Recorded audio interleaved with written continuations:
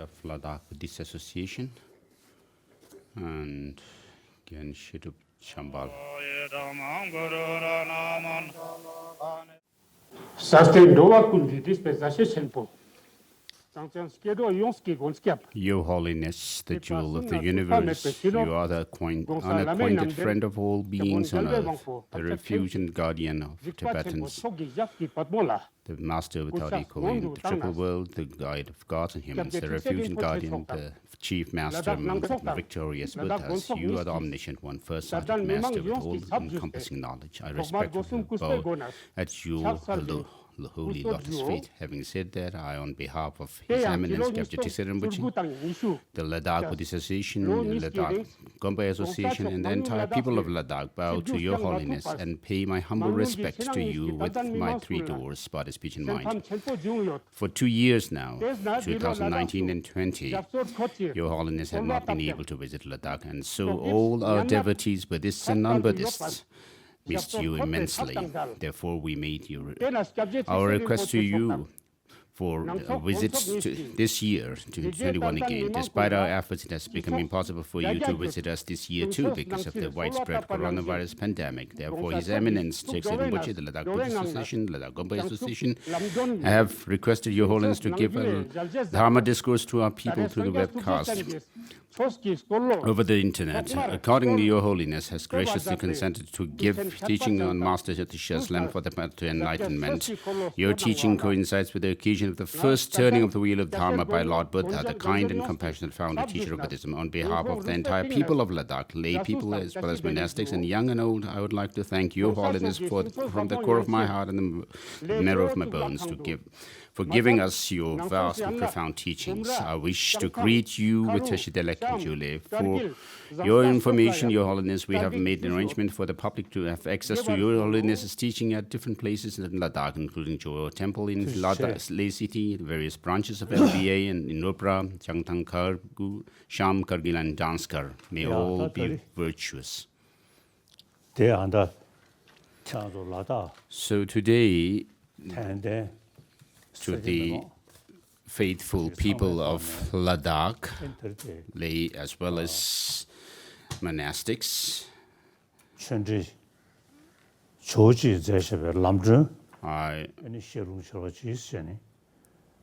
as requested, I have agreed to give teaching on Georgie Atisha's Lamp for the Path to Enlightenment. I'm very happy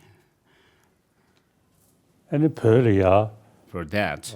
And in Tibet, there had been earlier and later dissemination of Buddhism, and at some point of time, Buddhism had declined so much so in Tibet, and at that time, in Ngari region, there was a lord of Dharma, Dharma king in Tuling.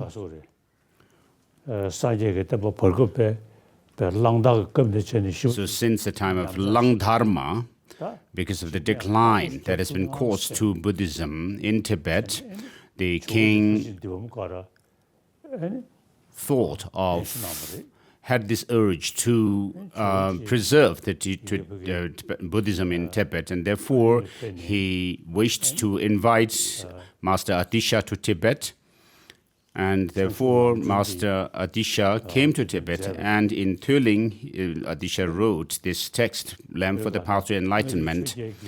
So Ngari Chogyal, the Dharma king of Ngari, was quite honest with Master Atisha, saying that he didn't need to give a very long teaching, because that would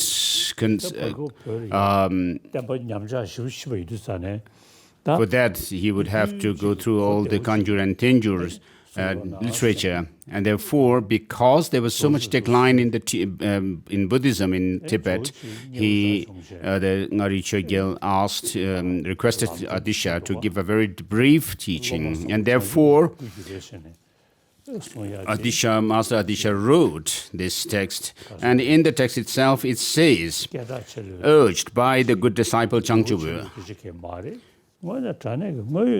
So, without looking for any offerings or anything like that, as Changchubu requested his teaching to Master Atisha, and Atisha was very pleased, and therefore he says in the text, urged by the good disciple Changchubu,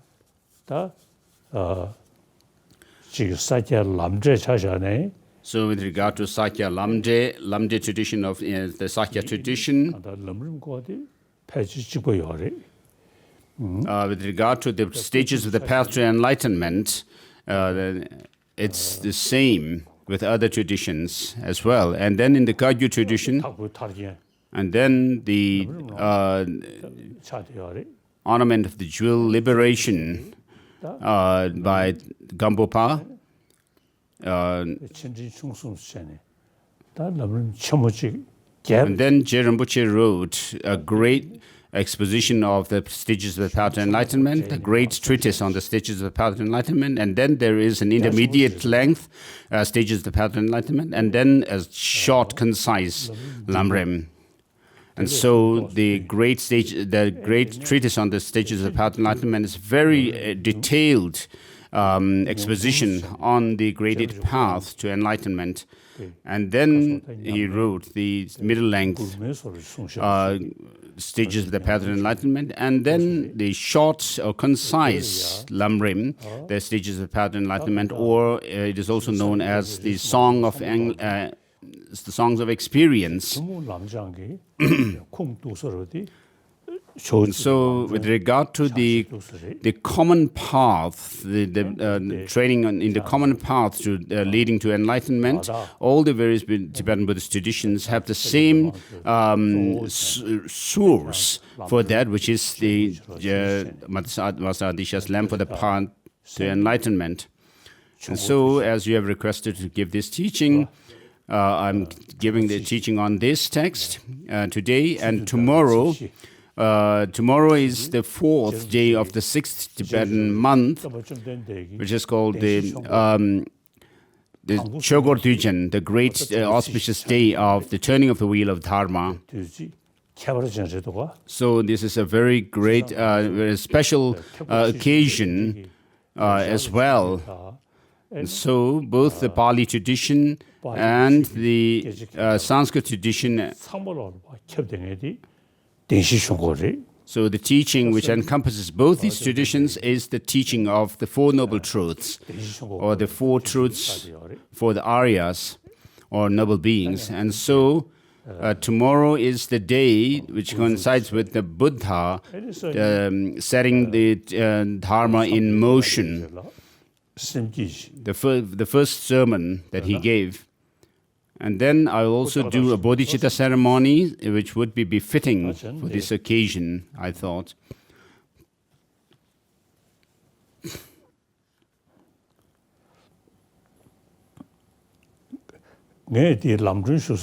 So I received the teaching on the lamp for the path to enlightenment from Tata Rinpoche and Ling Rinpoche, Gyabje Ling Rinpoche, and also Gyabje Trijang Rinpoche,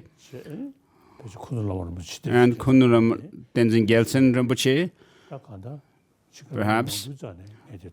So I have received this teaching on this text from many lamas, many masters.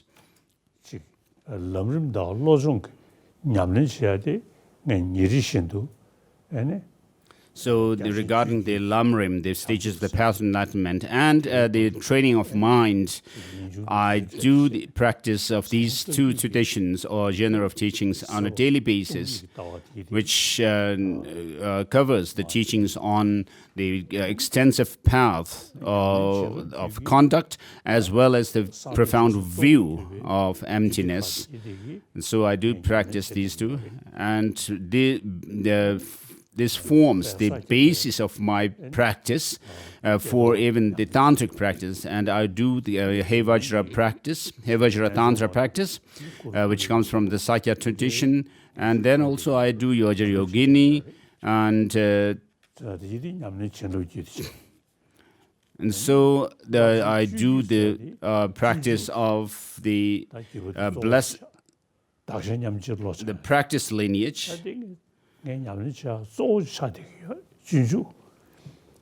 And with regards to my practice of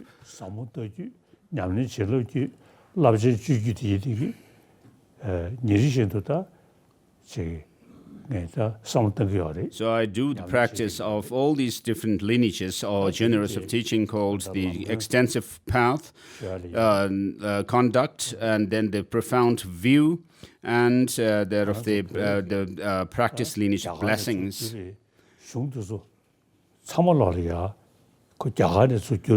So all these teachings have been translated from India.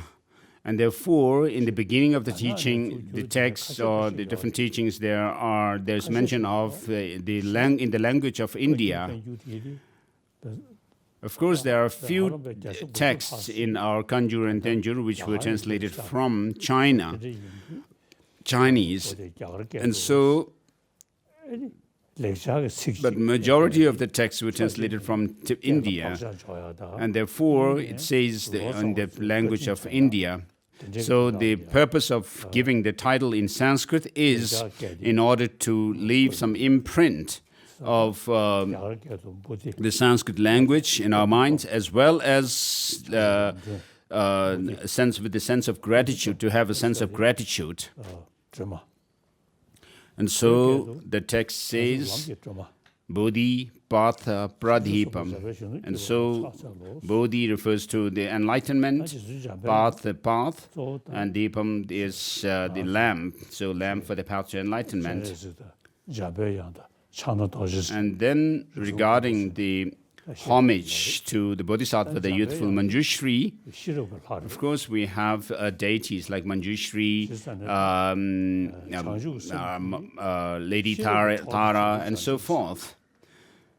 So with regards to Manjushri, Manjushri is the deity of wisdom and knowledge.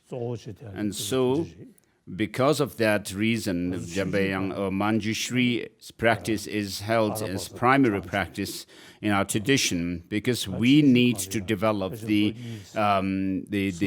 spirit of enlightenment and so forth, helped by this wisdom realizing the true nature of things.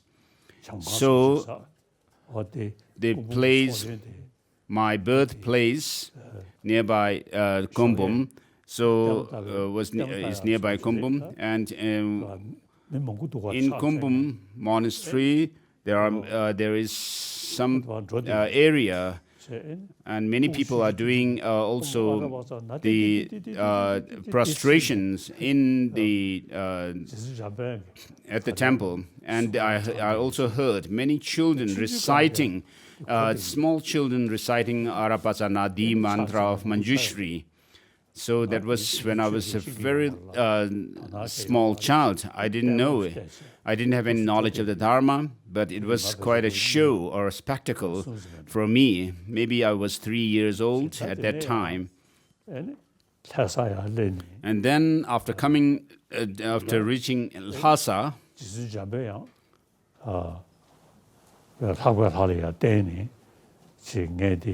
I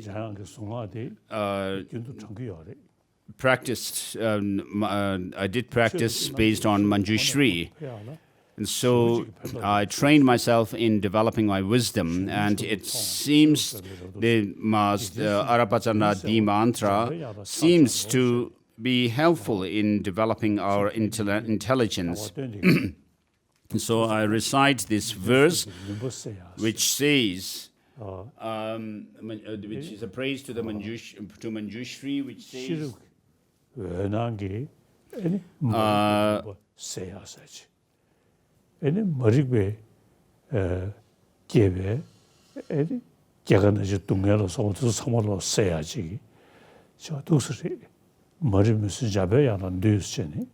I pay homage to Sri Manjushri, who bears the youthful form, is adorned with the lamp of wisdom, and dispels the darkness of triple world.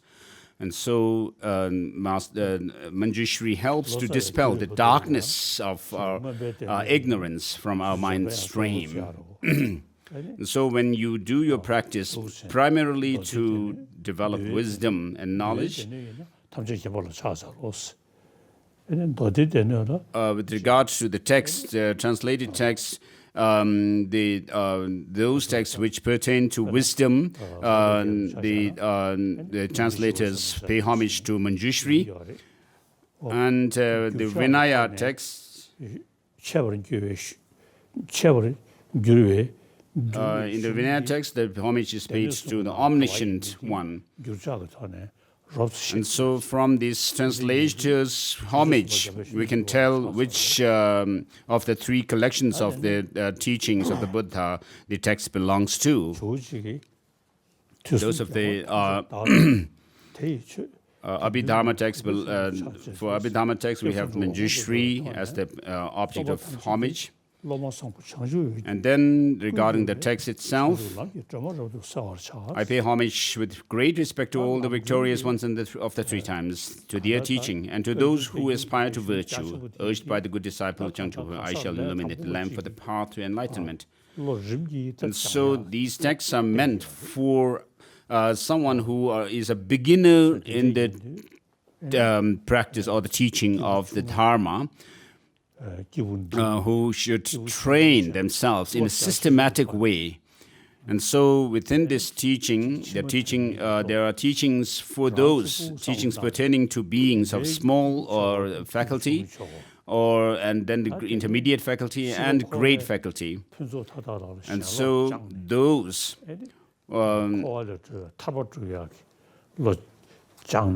so for those of the disciples or followers who wish to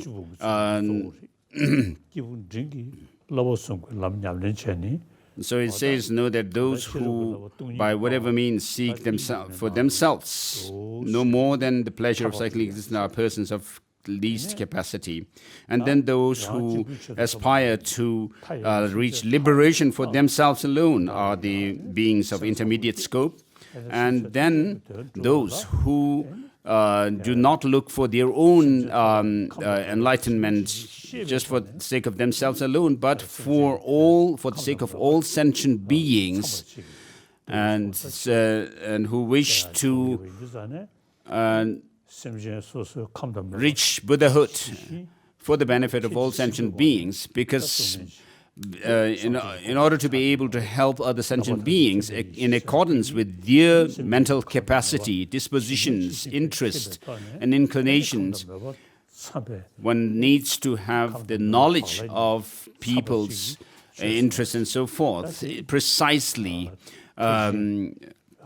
unmistakenly, and therefore you need to reach Buddhahood for that, and therefore someone who aspires to that stage of an omniscience is a being of a great capacity. And so the text says, understand there are three kinds of persons because of their small, middling, and supreme capacities. I shall write clearly distinguishing their individuals. And then the next verse is the criteria or the qualifications of the beings with small capacity. Know that those who by whatever means seek for themselves no more than the pleasures of cyclic existence are persons of the least capacity. So they understand the threats or the fear of, they have the fear of the lower realms of existence and see the three refuges as the one who can help them out of this. And therefore they seek refuge in the three jewels for them to be freed from the cyclic existence or from the lower realms of existence. And then next one says, those who seek peace for themselves alone, with which motivated by which they practice the 3 trainings of morality, concentration, and wisdom, and avoiding destructive actions are said to be middling capacity.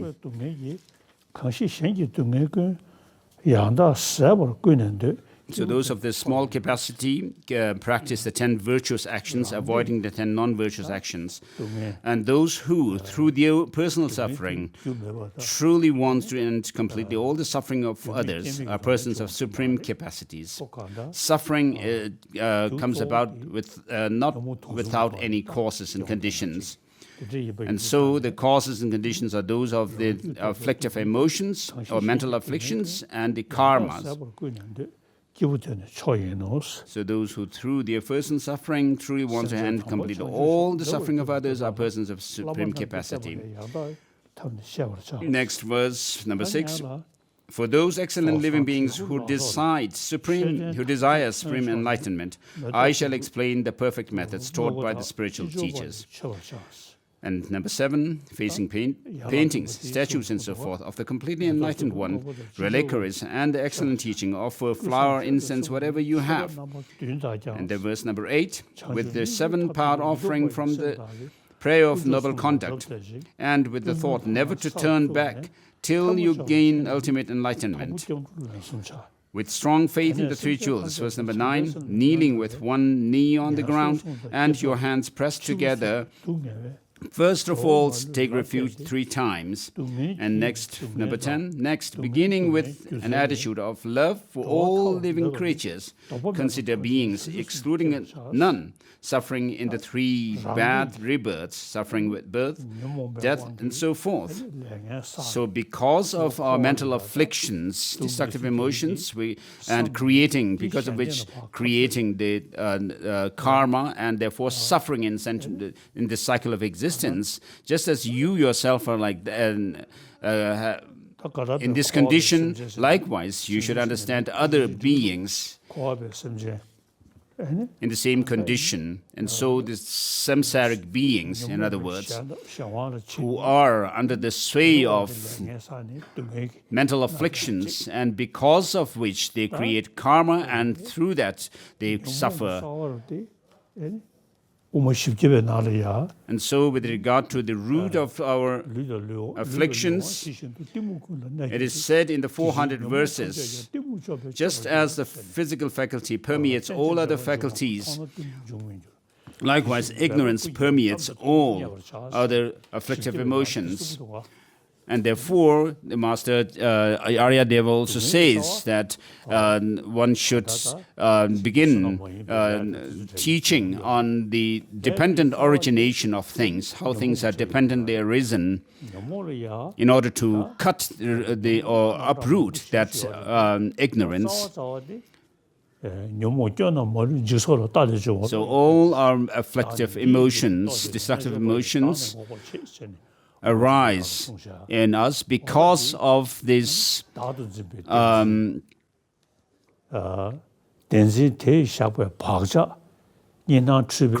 at true existence and independent existence of self. And these afflictions leave their imprint, and the residual latency that is left on the mind is called obscuration to knowledge. And so, without being able to overcome all these afflictions as well as their latent potencies, we cannot know everything as they are. And therefore, one should have the determination to reach Buddhahood. So the afflictive emotions, as well as their latent potencies, need to be uprooted. And therefore, for that reason, in order to be able to do that, overcome them, there's no other way than reaching Buddhahood. So, in order to be able to help others completely, fully, when there's no other way than becoming a Buddha.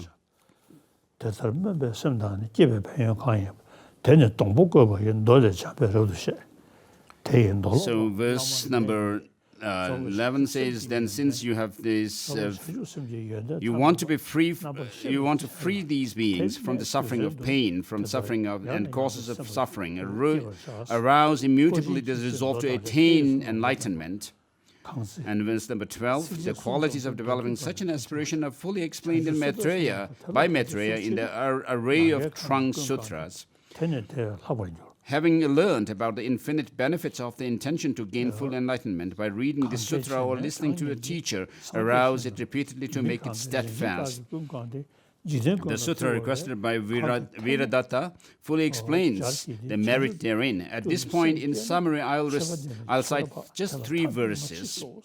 And so, verses 15, 16, and 17 are quotation from the sutra requested by Viradatta. Verse number 18, having developed the aspiration for enlightenment, constantly enhance it through concerted effort to remember it in this and also in other lives. Keep the precepts properly as explained. So with regard to cultivation of bodhicitta, the spirit of enlightenment, altruistic spirit of enlightenment, there are 2 systems or traditions. One is the sevenfold cause and effect instruction, and then the other is called the equaling and exchanging self and others. And so with regard to the former, there are 7 factors. The first 6 forming the cause, and then the 7th one is bodhicitta, which is the result. And so recognizing all mother sentient beings, and mother sentient beings, all sentient beings having been one's mother, remembering their kindness, repaying their kindness, and loving affection, and then compassion, and then the extraordinary resolve. And then finally giving rise to bodhicitta. And then the second tradition or system is equaling and exchanging self and others. So here you go through the practice of equaling oneself with others. That is because of wanting to be happiness and not wanting suffering, being same in that. And then you do also the exchange of your happiness and joy with the suffering of others. So this is very powerful practice. Sota Jigdungi or the Rigeta, Rola Galon, and Matai Beginning or the Sota Jigdungi. So without the vows of engaged intention, perfect aspiration will not grow. Make effort definitely to take it, since you want the wish for enlightenment to grow. And so in the verse number 20, those who maintain any of the 7 kinds of individual liberation vows have the ideal prerequisite for the bodhisattva vow, not others. And verse number 21, the Tathagata spoke of 7 kinds of individual liberation vow. The best of these is glorious pure conduct, said to be the vow of a fully ordained person. The Buddha himself became a self-ordained as a fully ordained monk. And then there had been 7 successors to the Buddha who were entrusted the teaching. And then the great Indian masters were all celibate monks. So the bhikshu vow, or the fully ordained person's vow, is considered the supreme of the 7 individual liberation vows. According to the ritual described in the chapter on discipline in the Bodhisattva stages, or the Bodhisattva Bhumi by Masa Sangha, take the vow from a good and well-qualified spiritual teacher. So in this morality chapter, ethics or morality chapter of this Bodhisattva Bhumi, there is detailed explanation of how to take the Bodhisattva vows, the ritual. So this tradition had at some point declined, and so I took this vow based on the ethics chapter of Bodhisattva Bhumi in front of the Buddha statue in the main Mahabodhi temple, this statue, or in Bodh Gaya, understand that a good spiritual teacher is one skilled in the vow ceremony who lives by the vows and has the confidence and compassion to bestow it. And so this refers to taking the vow from in front of an image of a Buddha. However, in the case you try but cannot find such a spiritual teacher, I shall explain another correct procedure for taking the vow. So verse number 24 is that, and then verse number 25, I shall write here very clearly explained in ornament of Manjushri's Buddha Lance Sutra, how long ago, when Manjushri was Ambaraja, he aroused the intention to become enlightened. In the presence of the protectors, I arouse the intention to gain full enlightenment. I invite all beings as my guests and shall free them from cyclic existence. From this moment onwards, until I attain enlightenment, I shall not harbor harmful thoughts, anger, avarice, and envy. So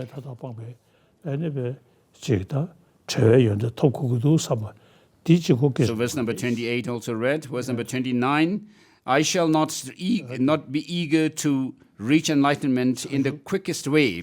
So this says that you do not wish to become enlightened for your sake alone. Just as in the Lama Chöpa it says, even if I have to live in the hell realm for 100 eons and so, I will never feel tired to work for sentient beings.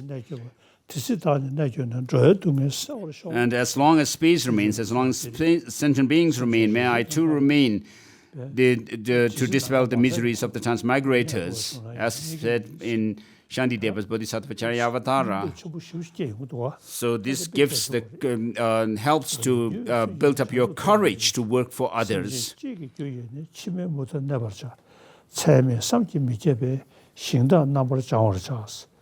I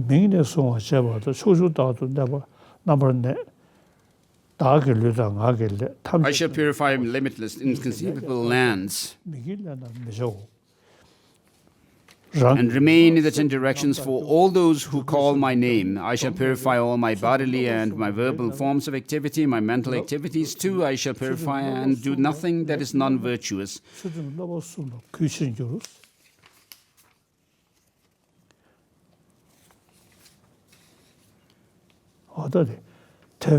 So verse number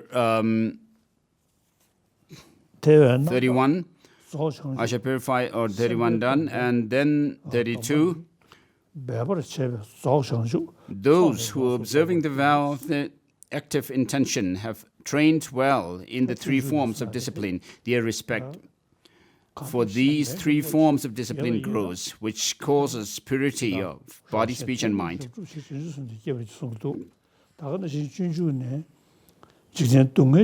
So as it is said in the ritual for Bodhisattva vows, in order to fulfill the aims of myself and others, I shall generate Bodhichitta. And in the Bodhisattva Charyavatara it says, all happiness comes from wishing others to be happy. All suffering that we suffer comes from wishing oneself alone to be happy. What need is there to say more? Look at the difference between the Buddhas and those of the ordinary sentient beings. So if we look at the world, because of our selfishness, lots of problems and troubles, difficulties happen in the world. Such as wars, conflicts, and telling lie to others are done because of wishing because of selfishness.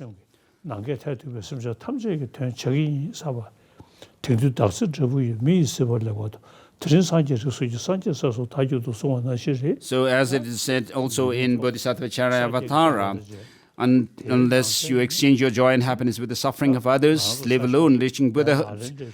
Even in samsara there is no happiness.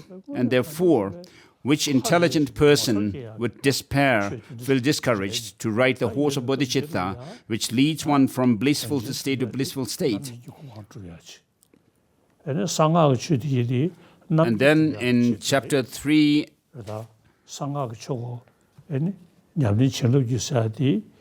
of Bodhisattva Charyavatara,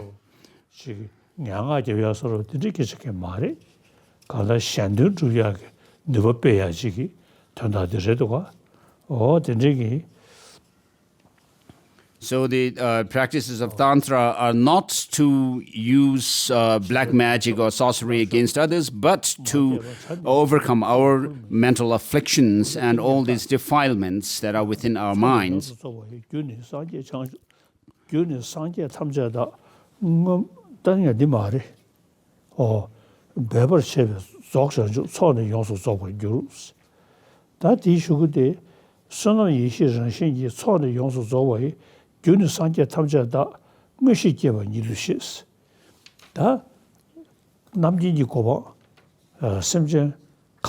verse number 34. So because sentient beings have varieties of dispositions and mental dispositions, inclination, their inclination, interests, and their imprints are different. And so not only just the immediate factors of these, but because of their karmas that they have created over many lifetimes. So though you may give a teaching which is good, but if it does not befit the sentient beings, it would not help. For example, the Bodhisattva practice of disregarding one's own happiness and cherishing others' happiness more than oneself. So people without a good imprint will not be able to be pleased by such teachings, and they may perhaps become discouraged. I cannot do this. They may feel.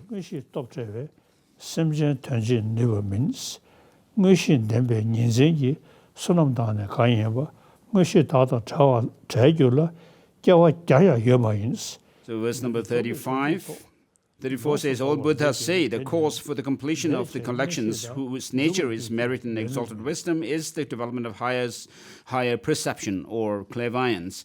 Just as the bird with undeveloped wings cannot fly in the sky, those without the power of higher perception cannot work for the good of living beings.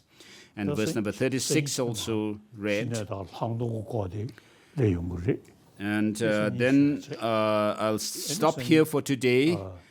And next, we'll come across those of the single-pointed concentration and special insight. And so I will do the Bodhisattva ceremony for Bodhichitta tomorrow as well. So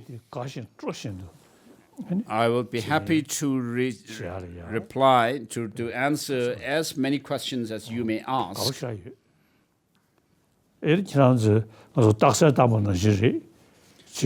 it will be like debate. If the questions are difficult, tough, then I may have to think more. So it would help me as well. And so don't ask me easy questions, but tough ones as well.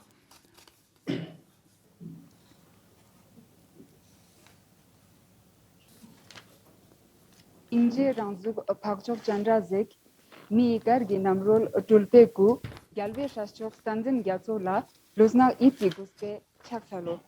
With my due respect to your holiness, you are the embodiment of the emanation of Avalokiteshvara. I'm Dermat Siring. My question is, in the lamp for the path of enlightenment, it speaks of generating bodhicitta through the sevenfold cause and effect method. It is clear that seeing every sentient being as having been your mother requires one to believe in the concept of past and future lives. However, for those who do not believe in past and future lives, is there a way for them to apply the sevenfold cause and effect method to generate bodhicitta? That's true. What you are saying is true. So the sevenfold cause and effect method begins with the recognition of all sentient beings having been one's mother and so forth. So for those who might doubt about past and future lives, it would be difficult to use this method. And so they need to understand past and future lives through the texts which deal with logic and reasoning as well to prove past and future lives. But the easier way for them may be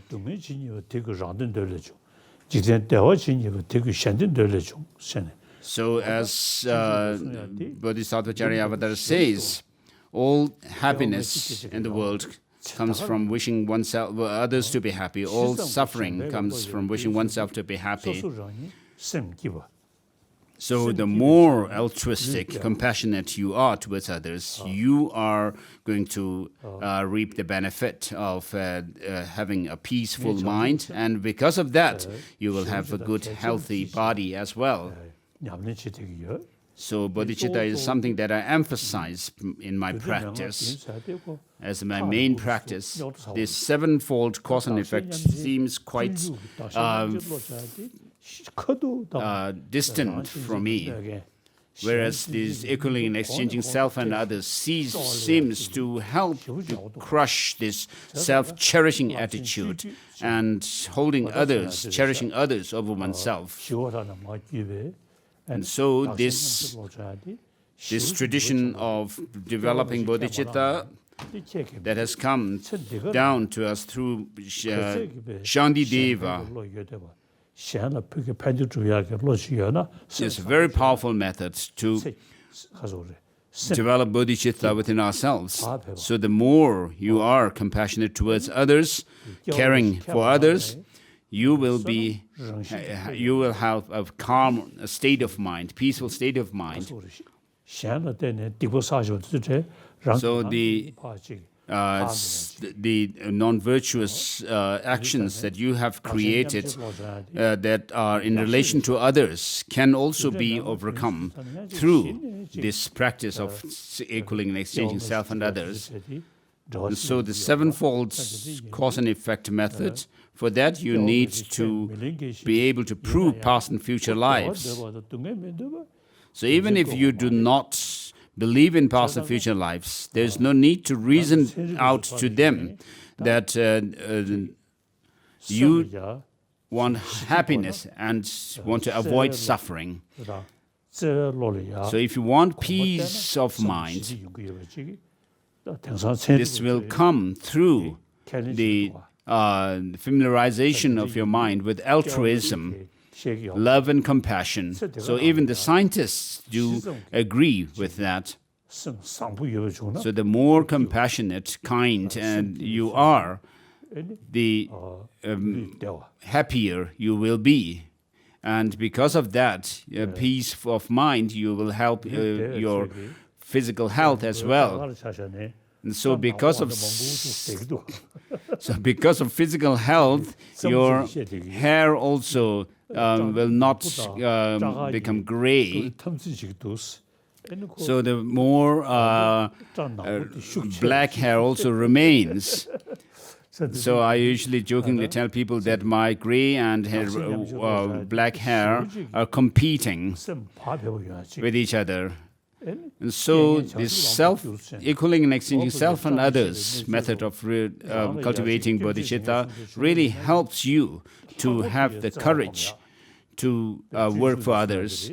And even if you may have provocators, you will feel more compassionate to them. And so, as the Bodhisattva Charyavatara says, unless you exchange your joy and happiness with others' suffering, there's no way you can reach Buddhahood. And then at the end of the third chapter, as Bodhisattva Charyavatara says,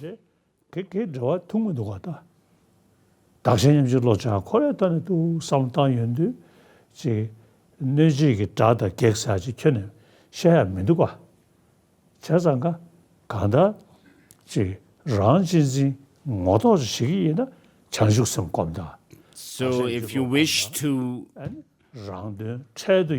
wish to be selfish, be wisely selfish by working and thinking of working for others, by developing bodhicitta within yourself. So this will lead you to Buddhahood. So if you do, even if you may not believe in past and future lives, if you think along this exchanging self and others, it'll help. So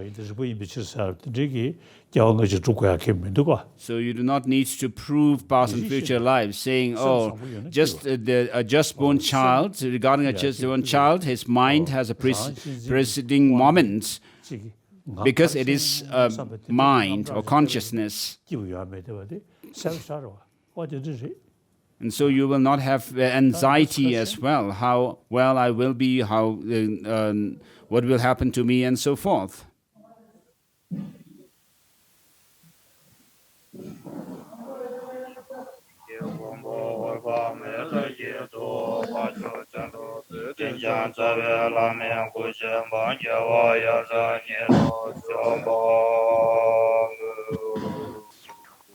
So Bodhisattva Charyavatara also says, today in the presence of the old protectors, I invite Hans Maikris as my guest to the Sugadahood, and in the meantime, the temporal happiness, temporal happiness, God, demigods, and others rejoice. So that was offering of tea and Shadong Kologive Garboton, Chendang, Kalbazon, Sankedon, Kanla, Kandu, Taylor, Lama changes the Chaksalo. So with due respect to Your Holiness, Your Holiness, you are an embodiment of compassion and love. Your Holiness, I'm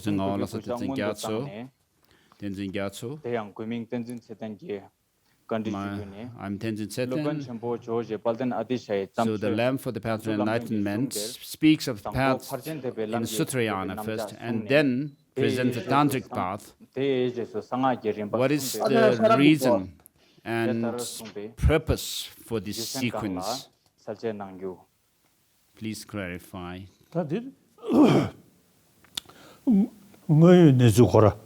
So this follows a realistic path. So in the beginning, in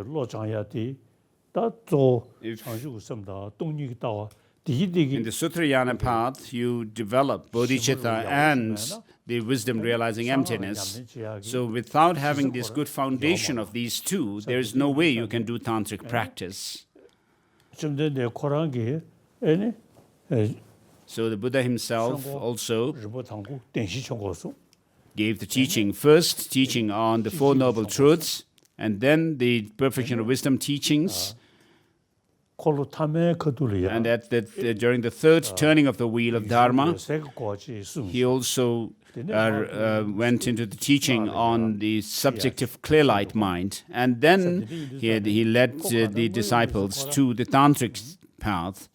And so, in practical terms, without the bodhicitta, your wisdom of emptiness will not become a cause for Buddhahood or omniscient mind. And so bodhicitta becomes the foundation. And without that and understanding of emptiness, you will not be able to do tantric practice, because you have to arise or visualize yourself arising into a deity from within the meditation on emptiness. And so the profundity of Tantra mainly comes from on the basis of this the clear light subjective clear light mind.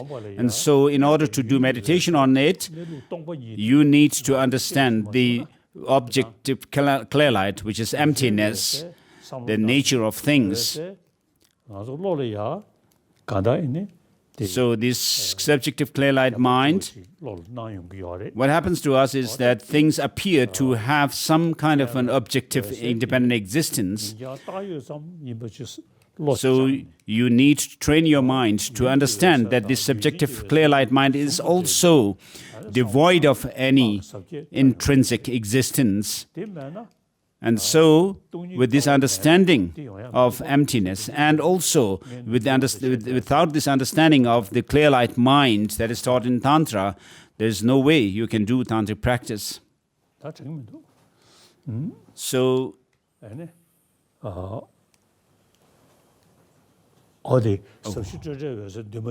the Buddha himself has said this peaceful so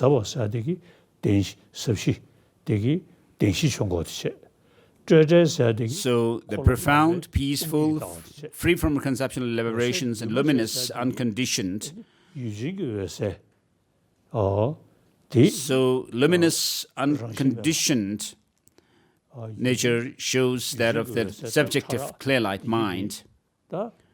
So within which there are the coarse and the subtle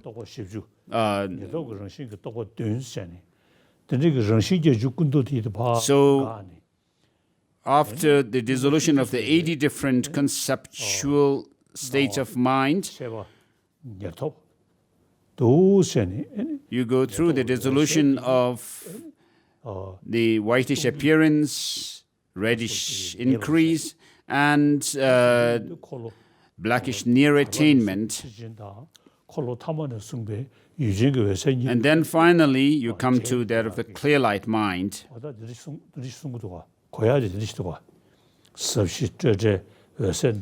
So this verse, which says profound, peaceful, free from conceptual elaborations, luminous and unconditioned, leads you through a systematic path to lead to enlightenment. So we are following a tradition of Buddhism that has come down to us, which encompasses the entire teaching of the Buddha. The teachings that come from the first turnings of Wheel of Dharma and then the second turning of Wheel of Dharma. And so we do study of all these teachings by first memorizing the root text and then studying the meaning of those texts under a teacher, and also using debate, dialectical debate, which in Tibet was initiated by Chaba Chögyö Sengye. So with regard to the Pali tradition, of course they have marvelous practice of Vinaya, the monastic discipline, but they do not have this tradition of using logic and reason in a debate format. So Nalanda masters have also written texts on logic and epistemology with great emphasis on using them in our study of the Dharma. And then, during the time of, since the time of King Songtsen Gampo of Tibet, many Chinese Buddhist practitioners have also come to Tibet, but they do not pay much attention to studying and particularly doing critical analysis into the teaching of the Buddha. And then to the Chizong Detsen, the Tibetan Dharma emperor, found it important to use our critical faculty to analyze or investigate the teaching of the Buddha. And so he wasn't satisfied with the Chinese practitioners' tradition. And so he searched for an Indian master who would be able to disseminate this tradition of doing critical analysis into the teaching of the Buddha, and he found the abbot Chandarakshita. So the great abbot Shantarakshita did not give teachings on Tantra right away. He wrote a text on logic and epistemology, as well as text on Madhyamaka philosophy. And so he mainly taught these two subjects, logic, epistemology, and Madhyamaka. And so when we combine these two, it is one expression in Tibet developed, which is the crossed necks of the two lines of logic and epistemology and Madhyamaka. So with the help of the Madhyamaka view, we combat this true grasping at true existence in things. And that also is done through logic. And so this is very precious tradition that we have. And so this tradition of studying logic and epistemology has become very important tradition in Tibet. And so this is thanks to Shantarakshita. And so, of course, Tantra is very profound, but that profundity is thanks to the Sutra path in Tantra. Anyway, you go touch Tantra, the Tantric practice, you come across this Om Swabhava mantra. So Om Swabhava means naturally free from false. So the first refers to so Om Swabhava Shuddha refers to the selflessness of persons, and Sarvadharma Swabhava Shuddha refers to the selflessness of phenomena. And so all phenomena are devoid, intrinsically devoid of any self-existence. And so one needs to go through the process, the triple process of study, reflection, and meditation. And so having studied the texts, one should reflect on them, contemplate the meaning through logic and reasoning, so that you gain conviction in that and the teaching. And that conviction is used in your meditation. So we usually say Om Swabhava Shuddha Savadhamma Swabhava Shuddha Hang, everything becomes empty. So but if you have nothing to think about when you say emptiness, I mean, it doesn't help. So to make your practice of Tantra practically efficient, you need to have some experience of the view of emptiness and bodhicitta.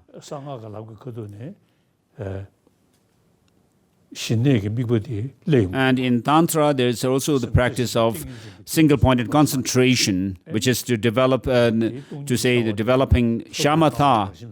So you meditate on a deity, visualize yourself as a deity, and within that meditation you think that deity, yourself as a deity, is devoid of any intrinsic existence, yet you appear as a deity.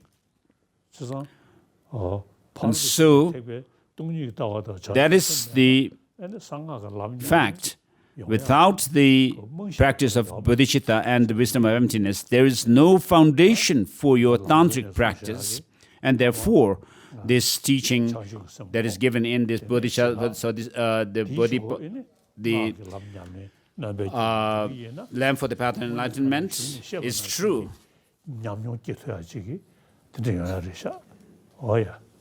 Next question. So if you go through them in the systematic way, you will have the experience. So next question is,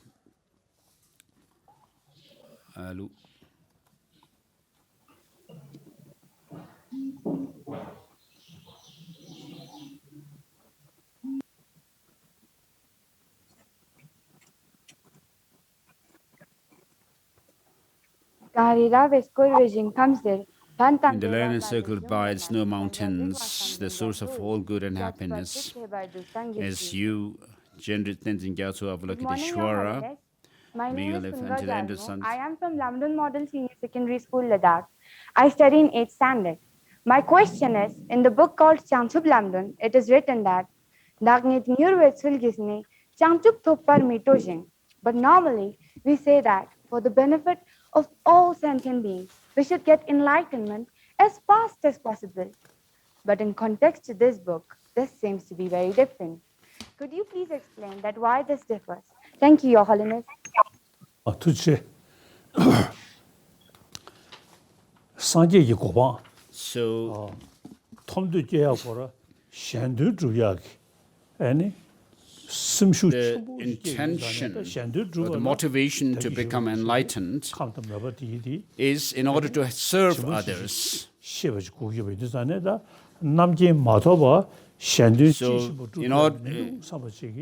the reason why we need to become enlightened and reach Buddhahood is to be able to read others' mind thoroughly, precisely, so that we can help them according to their needs.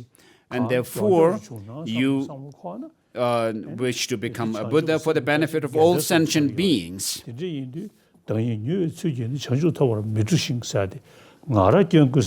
So verse number 27 in Lamp for the Path to Enlightenment says, the question was regarding this: I shall not be eager to reach enlightenment in the quickest way, but shall stay behind till the very end for the sake of a single being. So you need to first see the suffering nature of sentient beings. And with that understanding, you wish to become enlightened in order to liberate other sentient beings. And therefore, you want to be able to become a Buddha for the benefit of all sentient beings. And so, although we do practice tantra, you do not think of becoming enlightened as quickly as possible for your sake alone. So that if you have that kind of motivation, that doesn't serve as the foundation for your practice of tantra or become to become enlightened.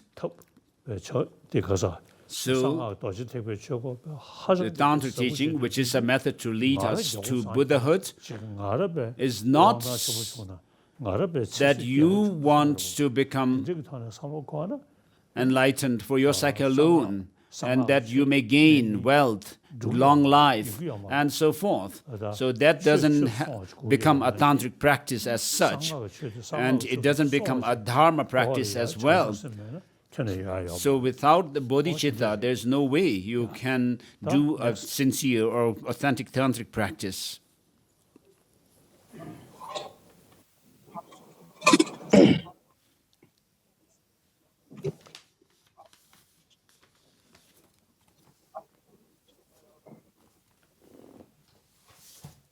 A very warm and pleasant good morning to His Holiness Dalai Lama. My name is Tanzin Sepal. I am a student from London Modern Senior Secondary School, studying in 8th standard. As in the book Changchup Lamdun, it says, Jiltar dafshuk magesved kala purminus dejin ngonches tubzalve simshantunjet nusmamin, which means a bird with the unfledged wings cannot fly up to the sky.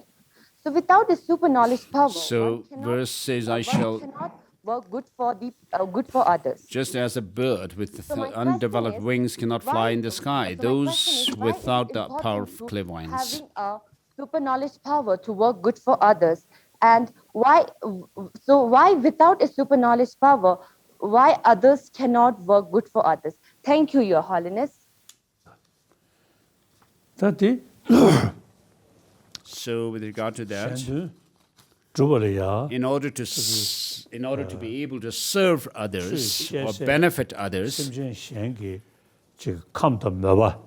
you need to understand their character, nature, and interest or inclinations. And then when you go deeper, what kind of imprints they have.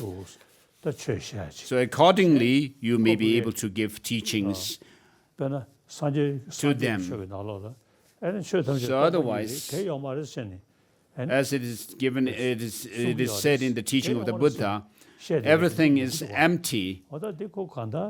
And so some people say, oh, the Buddhism says everything is nothing or empty. So there are people who do misinterpret such teachings. So when you do not know the whole structure of the teaching pertaining to the ground, the path, and the result, you may think, oh, when you hear about emptiness, that if you are told that the form is without any intrinsic existence, and so people do say that Buddhism is nihilist. So for someone who has all the prerequisites, such profound teachings may be given, because the Buddha himself didn't go right into the teaching of emptiness when he taught the Four Noble Truths. So he said suffering must be known, origin of suffering must be overcome, and so forth.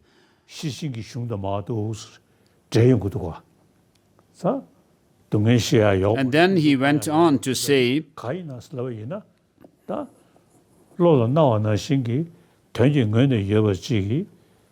that suffering must be known, but there is nothing to be known, and so forth.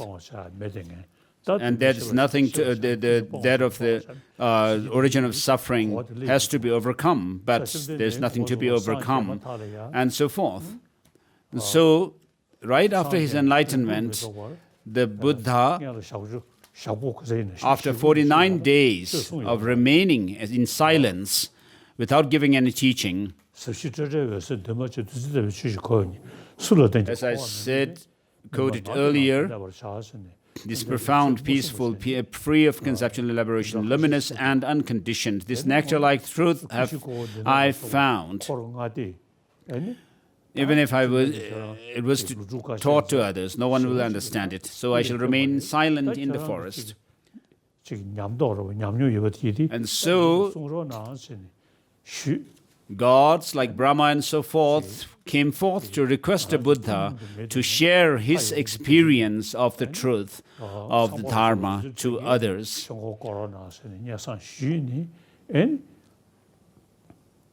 And so he gave the teaching on the Four Noble Truths.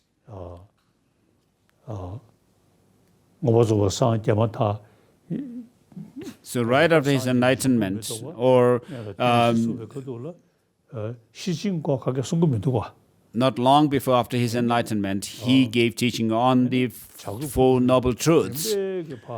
And he didn't go into the perfection of wisdom teachings at that time, but later, as time went by, he gave teaching to the disciples who have become more matured for such teaching of the perfection of wisdom.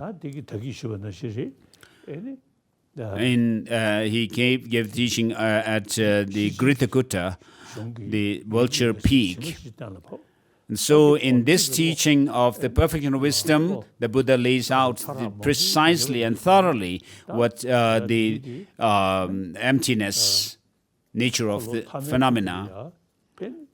And then, for those who have matured further, he gave the teaching on the subject of clear light mind in Tathagata Garbha Sutra, so which is the Buddha nature. So in accordance, the Buddha, in accordance with the capacity, the intellectual capacity of his followers, gave these teachings at different times.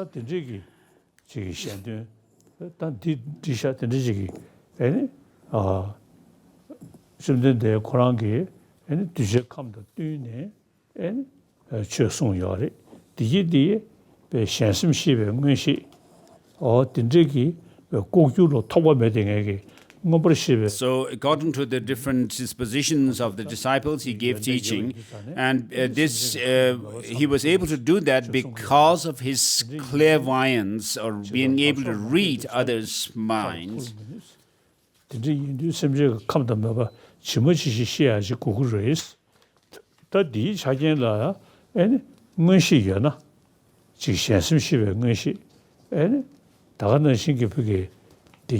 if you have clairvoyance, reading others' minds and reading past and future lives, being able to know past and future lives and so forth, then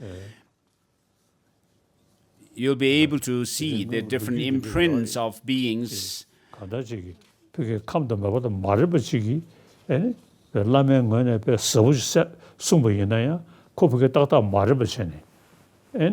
So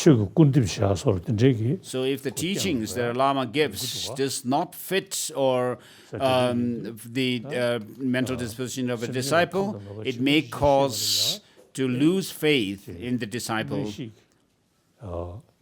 And so clairvoyance. So of course, we do not have clairvoyance, but we still do divination using dice, or so when people are request for teachings. So of course the Sutrayana teachings may not be that difficult, but with regard to tantric teachings, we do this divination whether we should give the teaching or not as requested. So because of, though we do not have clairvoyance, we do more divination to decide whether we should give the teachings requested, tantric teachings that are requested by them.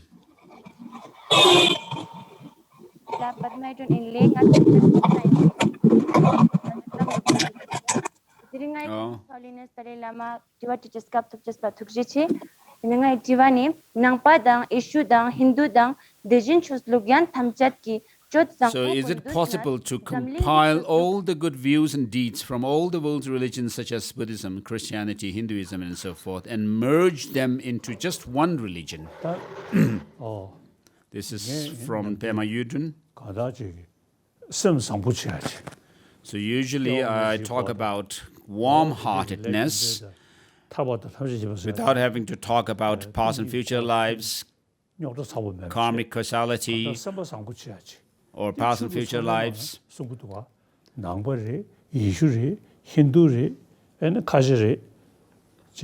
whether you are Buddhist, Christian, Hindu, or Jew, all talk about kindness, warm-heartedness. And so this is the basis for all religions to be in harmony. So because all teachings, all these different religions teach people to be kind and have a good heart. So though philosophically there may be differences, even within Buddhism, in the Nalanda tradition, we have the different philosophical schools, such as Sutrantika, Chittamatra, and Madhyamakas. And within the Madhyamakas, there are those of the Prasangikas, Savatantrika Madhyamakas, and Prasankika Madhyamakas, and so forth. So there are differences in philosophically. So in Christianity, they talk about Creator God, and in Hinduism also, many do assert a Creator God, and others do not. And then other religious traditions, for example, Jainism. Jainism does not believe in a Creator God, and Buddhism does not believe in Creator God. Whereas there are other traditions which do believe in Creator God. So all these different religious traditions, though different in their philosophical idea, but they have the common practice of love and kindness.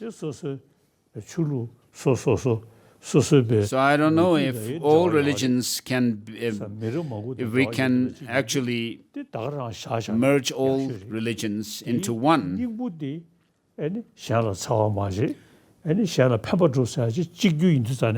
So we should leave all religions as they are, following their own faith traditions, but we can have the common practice of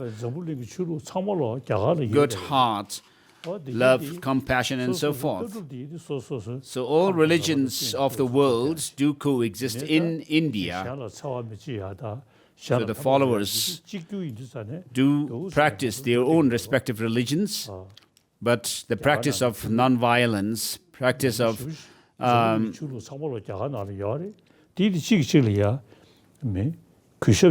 is something which all have the practice. And then we should also know that in these different teachings, traditions are mutually coexisting with one another in India.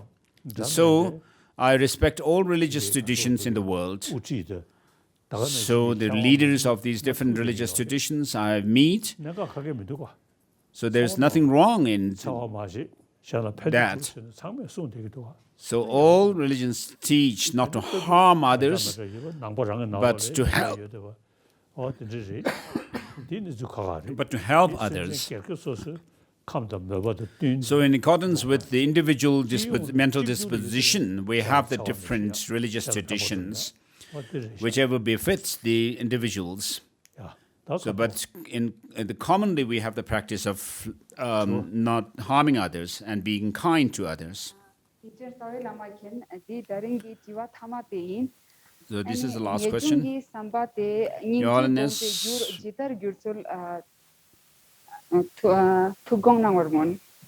please can you explain how the generation of renunciation becomes a cause for cultivating compassion?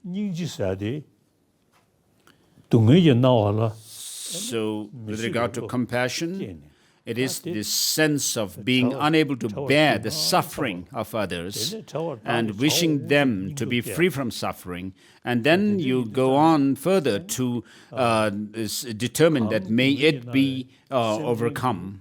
So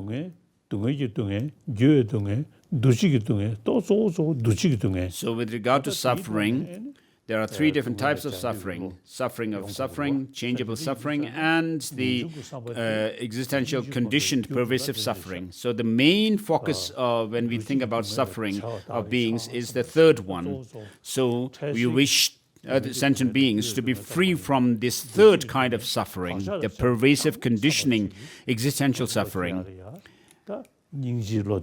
And together with that, you also think of overcoming the imprints of this kind of suffering and their causes.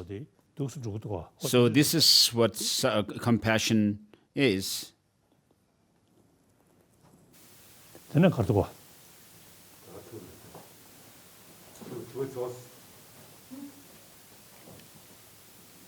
So any question? Any question?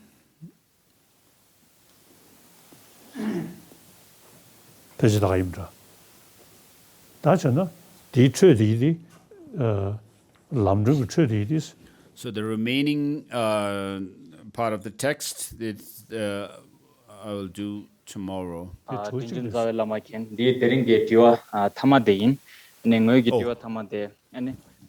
is the last question. So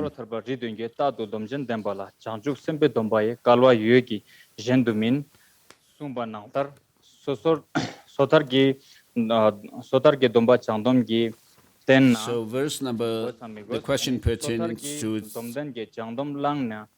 verse number 20. So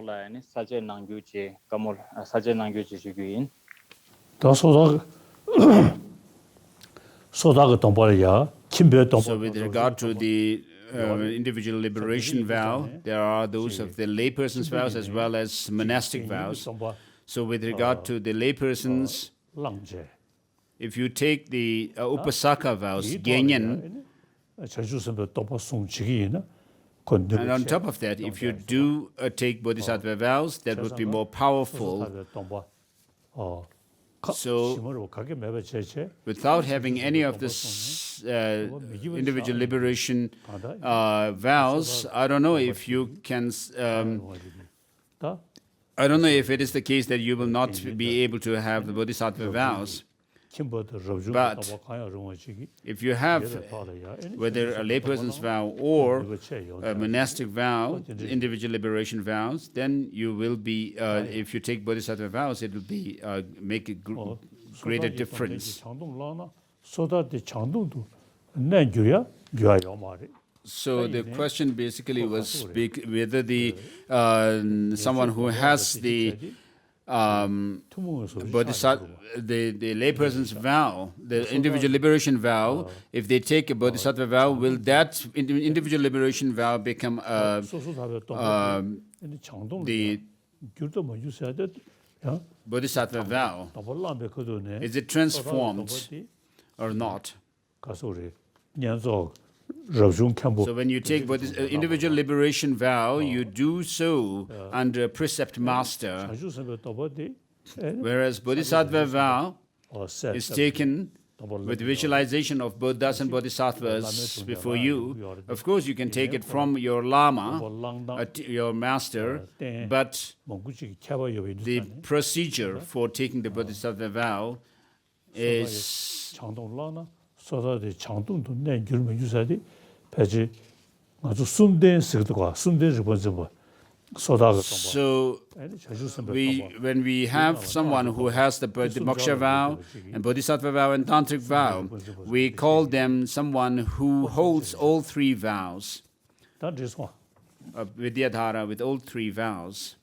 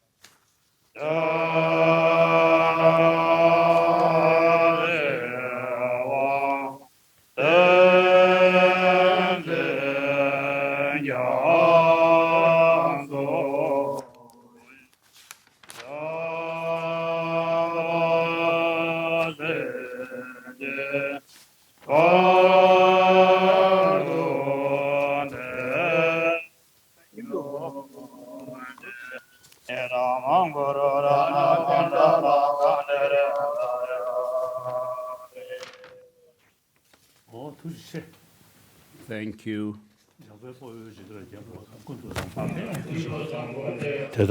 Dedication verse.